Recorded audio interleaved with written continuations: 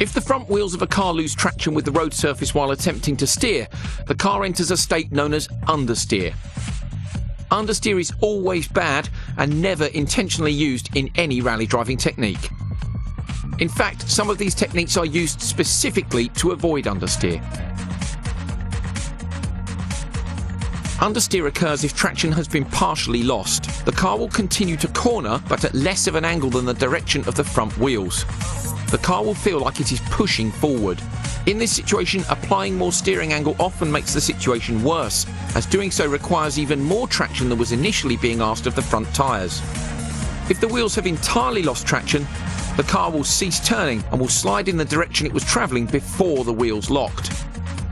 This is particularly common while steering under heavy braking, as the traction of the tyre is being used partly to slow the car down and partly to turn. The correct response is to stop any input to the brake and accelerator and reduce the steering angle. This allows the weight of the car to settle and traction to be regained. On loose surfaces such as gravel and snow, there is an increased chance of understeer due to the reduced level of grip, so techniques are often used to induce oversteer to prevent the car from understeering in the first place. Front-wheel drive cars are particularly prone to understeer as all braking, accelerating and turning forces go through the front tyres. Understeer can occur while accelerating if the combined forces of accelerating and steering overcome the traction available. A similar loss of traction can occur due to braking and steering. Rear-wheel drive cars are least prone to understeer as the front tyres are only used to brake and turn. In fact, their characteristics are more prone to oversteer. Four-wheel drive cars tend to exhibit the characteristics of front-wheel drive cars under braking on corner entry and rear-wheel drive cars under acceleration on corner exit. Rally teams work hard to reduce these characteristics and give a more balanced setup.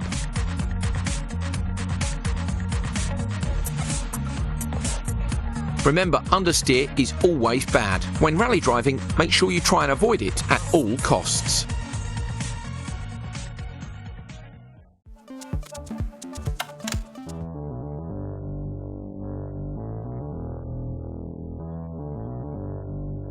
If the rear wheels of a car lose traction with the road surface while attempting to steer, the car enters a state known as oversteer. This is when the angle of the car exceeds that of the steering input and the rear of the car steps out of line with the front. Unlike understeer, oversteer is often used as a technique to increase the speed at which corners can be taken.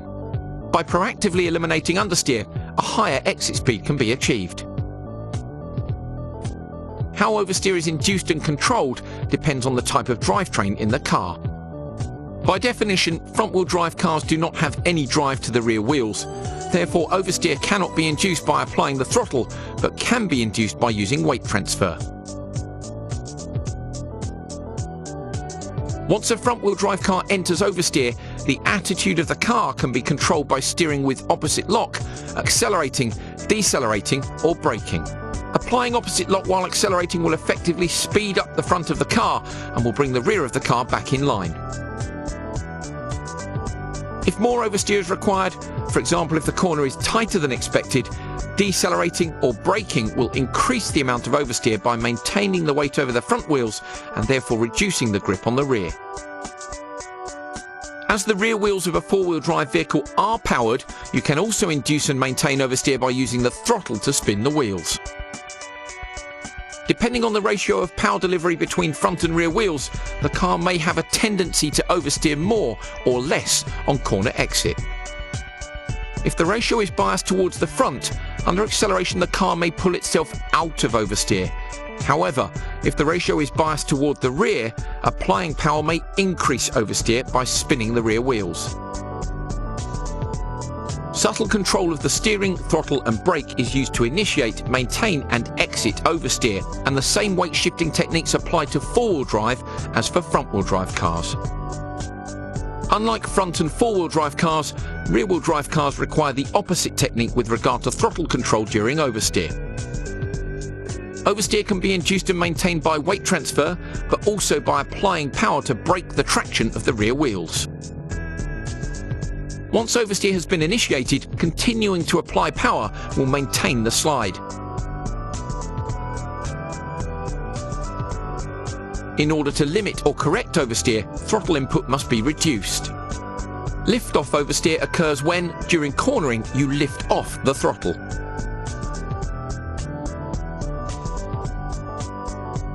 Because the car is slowed by engine braking, there will be a certain amount of longitudinal weight transfer, which will unload the rear tyres, causing them to partially lose traction with the road. In a front-wheel drive car, this weight transfer alone is enough to induce oversteer, because the front of the car is usually heavier than the rear.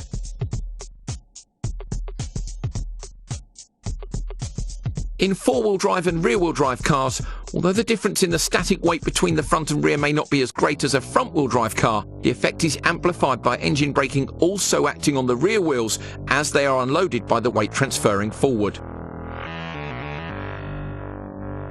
The key thing to remember is that oversteer is used as a technique to increase the speed at which corners can be taken.